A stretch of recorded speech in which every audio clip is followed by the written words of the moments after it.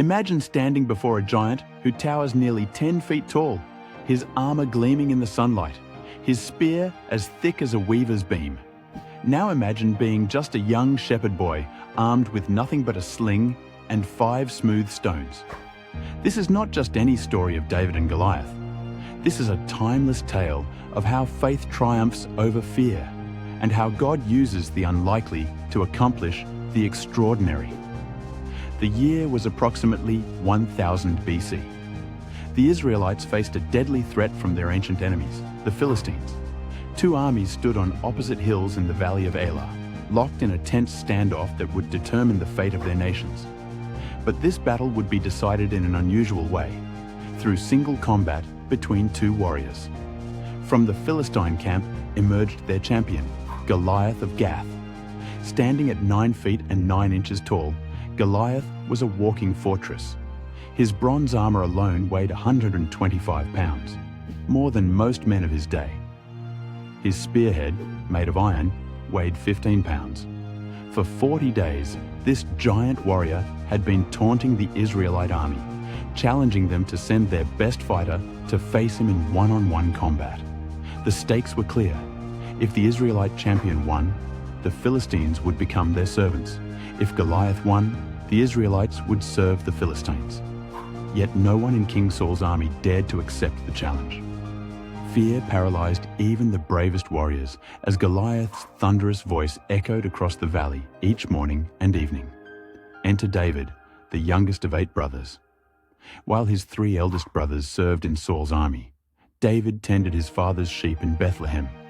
One day, Jesse, David's father, sent him to the battlefield with food for his brothers. It was there that David heard Goliath's challenge and witnessed the fear that gripped the Israelite army. What happened next reveals the heart of this young shepherd.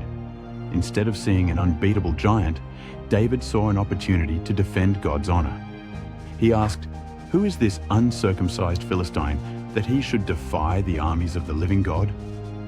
His words reached King Saul's ears, and soon David stood before the king, volunteering to fight Goliath. Saul was skeptical. "You are not able to go against this Philistine to fight with him," he said. "You are only a young man, and he has been a warrior from his youth." But David's response revealed the source of his confidence. He recounted how God had helped him kill both a lion and a bear while protecting his father's sheep. "The Lord who delivered me from the paw of the lion and from the paw of the bear will deliver me from the hand of this Philistine." Saul tried to outfit David with his own armor, but the young shepherd couldn't move freely in it. Instead, David chose his familiar shepherd's tools, his staff, his sling, and 5 smooth stones from the brook. As he approached Goliath, the giant was insulted. "Am I a dog that you come at me with sticks?" he roared, cursing David by his gods. David's response echoes through the centuries. "You come against me with sword and spear and javelin, but I come against you in the name of the Lord Almighty, the God of the armies of Israel, whom you have defied. This day the Lord will deliver you into my hands." What happened next was both swift and decisive. As Goliath moved forward, David ran quickly toward the battle line. He reached into his bag, took out a stone, and slung it with deadly accuracy. The stone struck Goliath in the forehead, sinking deep into his skull. The giant fell face down on the ground. David then used Goliath's own sword to finish him off, cutting off the giant's head. The Philistine army fled in terror, and the Israelites pursued them, winning a great victory. David's triumph became legendary, inspiring songs that would be sung for generations. Saul has slain his thousands, and David his tens of thousands. But this story is more than just an ancient tale of military victory.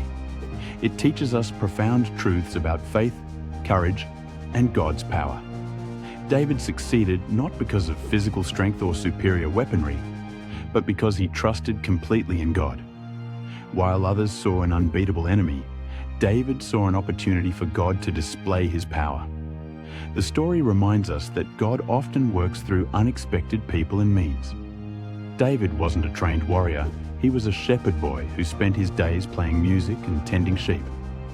Yet God had been preparing him through those seemingly mundane experiences. The same skills he used to protect his sheep with a sling became the tools God used to deliver an entire nation. This battle also shows us that external appearances can be deceiving. Goliath had the advantage in size, strength, experience, and equipment. But David had something far more powerful: unwavering faith in God. He understood that the battle belonged to the Lord, not to human strength or military might. The Valley of Elah still exists today in Israel, a silent witness to this extraordinary event. Archaeologists have found evidence of Philistine and Israelite settlements from this period, confirming the historical context of the story. The brook where David gathered his stones still flows through the valley, and visitors can pick up smooth stones similar to the ones David might have used. This timeless story continues to inspire people facing their own giants, whether they're dealing with personal challenges, professional obstacles, or spiritual battles. It reminds us that with God, no challenge is too great, no enemy too powerful, and no goal too ambitious. Just as David faced his giant with courage and faith, we too can face our challenges knowing that God is with us. The shepherd boy who became king teaches us that true strength comes not from physical prowess or worldly advantages, but from complete trust in God. In our own moments of confronting giants, we can remember David's words: "The battle belongs to the Lord." Sometimes the greatest victories come not through conventional wisdom or overwhelming force, but through simple faith in an all-powerful God.